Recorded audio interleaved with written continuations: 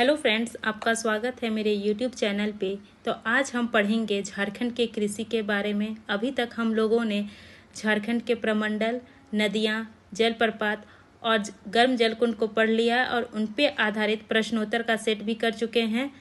तो class start करने से पहले अगर आप लोगों ने मेरे चैनल को सब्सक्राइब नहीं किया है तो सब्सक्राइब कर ले, बेल बटन को दबा दे ताकि मेरी वीडियो की नोटिफिकेशन आपको मिल सके।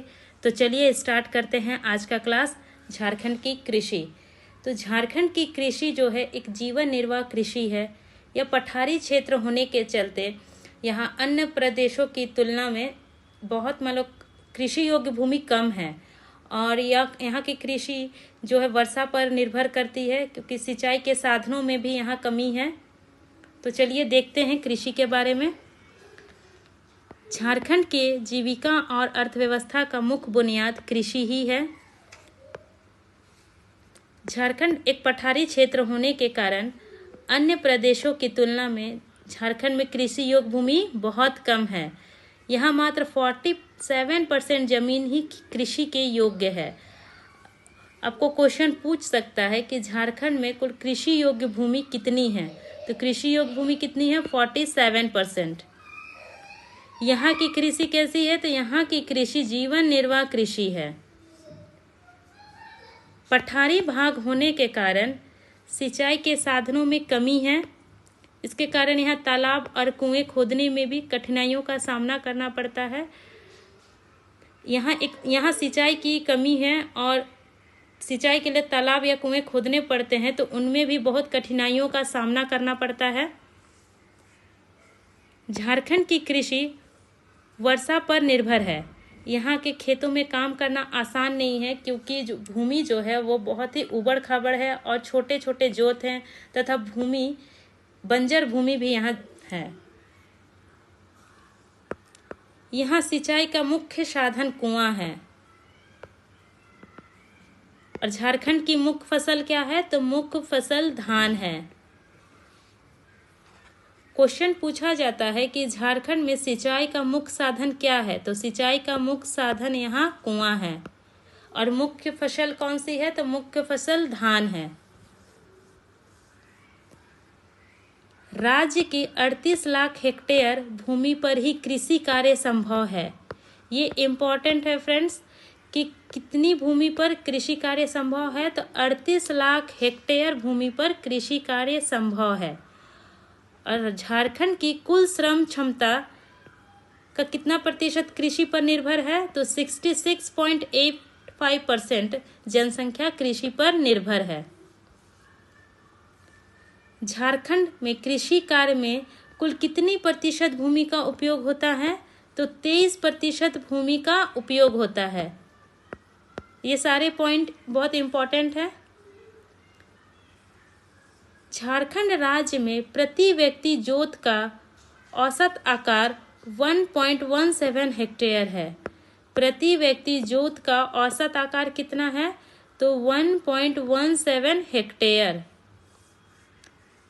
झारखंड की कृषि भूमि का वर्गीकरण 2 भागों में किया गया है। झारखंड की कृषि भूमि को 2 भागों में बांटा गया है। पहला है दोन, जिसे निम्न भूमि क्षेत्र कहते हैं, और दूसरा है टांड़, जिसे उच्च भूमि क्षेत्र कहते हैं। दोन में धान की खेती होती है और टांड़ में मुख्यतः दलहन तिलहन की उत्पादन होते हैं।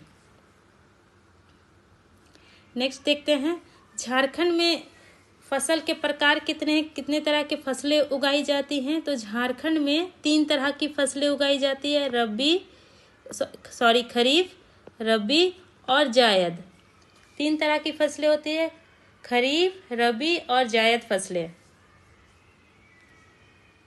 तो खरीफ फसलों के बारे में देखते हैं।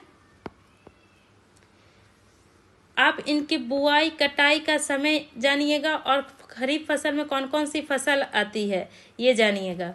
यहाँ से प्रश्न बनते हैं कि क्वेश्चन पूछा जाता है कि खरीफ फसल की बुआई कौन सी महीने में की जाती है या कटाई कौन से महीने में किए जाते हैं, या इन निम्न में से कौन कौन सी फसल खरीफ फसल है। तो चलिए देखते हैं खरीफ फसल। इसकी बुआई जून जुलाई महीने में की जाती है तथा कटाई अक्टूबर नवंबर माह में की जाती है। बुआई कब की जाती है? तो जून जुलाई माह में बुआई की जाती है और कटाई अक्टूबर नवंबर माह में की जाती है। और खरीफ फसलों को दो भागों में बांटा गया है, भदई फसल और अगहनी फसल। तो भदई फसल में कब बोई जाती है फसल? तो मई जून के माह में बोई जाती है फसल। और कट्टी कब जाती है कटाई? तो अगस्त सितंबर में काटी जाती है।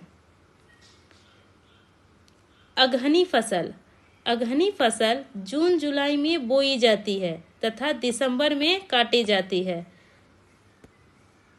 झारखंड की खेती में अगहनी फसल का स्थान सर्वोपरि है।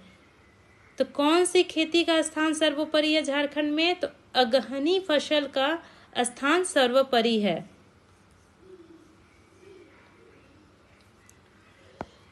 झारखंड के कुल कृषि भूमि में 70% भूभाग पर अगहनी फसल होती है और 20% भूभाग पर भदई फसल उगाया जाता है। तो कृषि भूमि में कुल कृषि भूमि का 70% भूभाग पर अगहनी फसल और 20% भूभाग पर भदई फसल उगाया जाता है। खरीफ फसलों में धान का स्थान सर्वोपरि है। और कौन कौन सी फसलें खरीफ है तो देख लेते हैं। मक्का, ज्वार, बाजरा, मूंग, गन्ना, मूंगफली, ये सारे प्रमुख खरीफ फसल हैं। आपको क्वेश्चन पूछा जा सकता है, निम्न में से कौन खरीफ फसल है? ऑप्शन रहेगा मक्का, जौ, गेहूं। तो आंसर क्या होगा? मक्का। इसलिए आप खरीफ फसल कौन सा है वो याद रखें। मक्का, ज्वार, बाजरा, मूंग, गन्ना, मूंगफली, ये प्रमुख खरीफ फसलें हैं। आइए देखते हैं रबी फसल के बारे में। तो रबी फसल की बुआई कब की जाती है? तो बुआई की जाती है अक्टूबर नवंबर के महीने में। और कटाई कब की जाती है? तो यह मार्च महीने में इसकी कटाई होती है। बुआई अक्टूबर नवंबर में और कटाई मार्च महीने में। अब कौन कौन सी फसल रबी फसल है? तो जौ, गेहूं, चना, तिलहन, ये प्रमुख क्या हैं? तो ये रबी फसल हैं।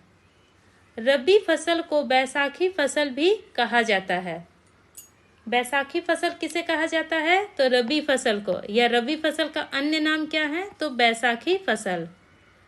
झारखंड में कुल कृषिगत भूमि के 9.02% भाग पर रबी फसल की जाती है। कुल कृषिगत भूमि का कितना प्रतिशत भाग पे रबी फसल की जाती है? तो 9.02% भाग पे रबी फसल की जाती है। और रबी फसल की भूमि को क्या भूमि कहते हैं? तो बारी भूमि कहते हैं। रबी फसल में गेहूं का स्थान सर्वोपरि है। अब ये याद रखिएगा कि रबी फसल में गेहूं का स्थान सर्वोपरि है। नेक्स्ट देखते हैं जायद फसल के बारे में। तो जायद फसल की बुआई कब की जाती है? तो बुआई मार्च अप्रैल के माह में की जाती है। और कटाई कब की जाती है? तो कटाई जून जुलाई के माह में की जाती है। अब बुआई और कटाई का महीना याद रखिएगा, किस समय बुआई की जाती है और किस समय कटाई की जाती है।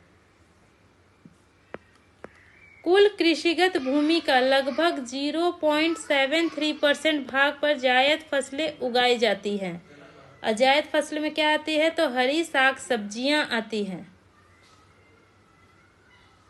जायद फसल को गर्मा फसल भी कहते हैं। जायद फसल को अन्य किस नाम से जाना जाता है? तो गर्मा फसल के नाम से जाना जाता है।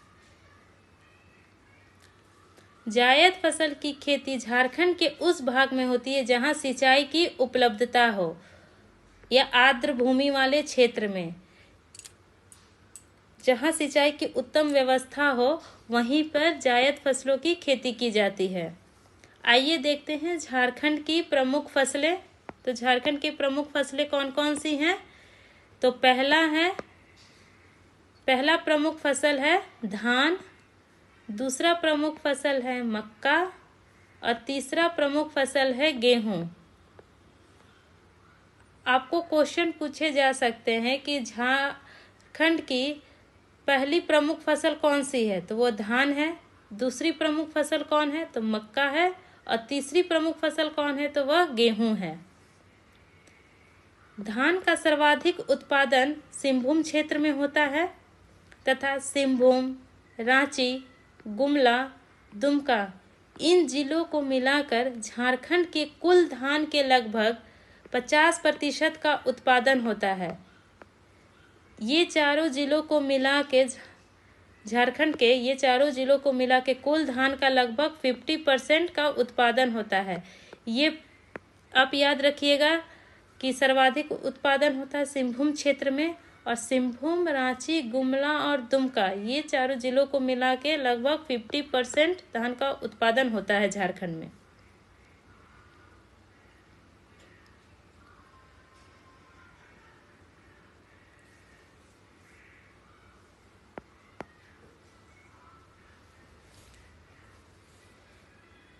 मक्का, गेहूं तथा जौ का सर्वाधिक उत्पादन पलामू जिले में होता है।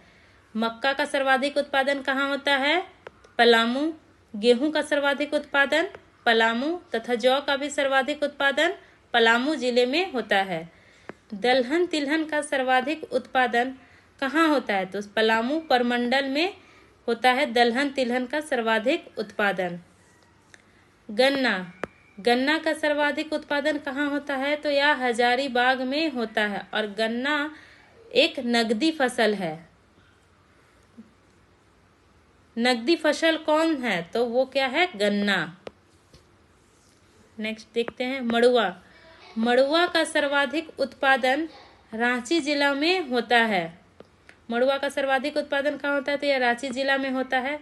तो हजारीबाग तथा गिरिडीह इसके अन्य उत्पादक जिले हैं। या एक न्यूनतम अवधि की फसल है। मड़ुआ क्या है, एक न्यूनतम अवधि की फसल है। और झारखंड की सबसे प्राचीन फसल कौन है, तो झारखंड की सबसे प्राचीन फसल जौ है। आपको पूछा जाएगा कि झारखंड की सबसे प्राचीन फसल कौन सी है, तो वह है जौ। और इसके प्रमुख उत्पादक जिले कौन कौन से, कहाँ इसकी खेती की जाती है, तो पलामू हो गया, हजारीबाग, गोड्डा, साहेबगंज, पलामू, साहेबगंज, गोड्डा तथा हजारीबाग इसके प्रमुख उत्पादक जिले हैं। और यह झारखंड का सबसे प्राचीन फसल जौ है। तो फ्रेंड्स, आपको आज का क्लास कैसा लगा? अगर आपको आज का क्लास अच्छा लगा है तो लाइक करें, शेयर करें, मेरे चैनल को सब्सक्राइब करें, बेल बटन को दबा दें ताकि मेरी वीडियो की नोटिफिकेशन आपको मिल सके। तो थैंक यू फ्रेंड्स।